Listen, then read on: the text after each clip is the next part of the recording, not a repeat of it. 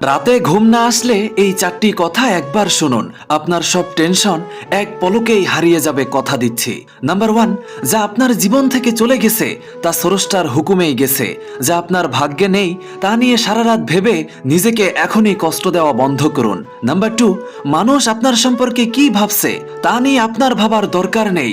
দিন শেষে মানুষ নয়, আপনার কর্ম আর আপনার সৃষ্টিকর্তাই আপনার সবচাইতে বড় বিচারক এবং আপন। নাম্বার 3, আজকের দিনটা যেমনই কাটুক না কেন বিশ্বাস রাখুন আগামীকাল আপনার জন্য নতুন কোনো সুযোগ আর সম্ভাবনা নিয়ে আসবেই।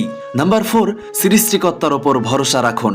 আপনার যে সমস্যাটির সমাধান আপনি খুঁজে পাচ্ছেন না তা আজ রাতে স্রষ্টার উপর ছেড়ে দিয়ে নিশ্চিন্তে ঘুমিয়ে যান। তিনি আপনার জন্য যা করবেন তা আপনার চিন্তা শক্তির চেয়েও বেশি উত্তম। মনে রাখবেন, চিন্তা কখনো সমস্যার সমাধান করে না, বরং আপনার শান্তি কেড়ে নেয়।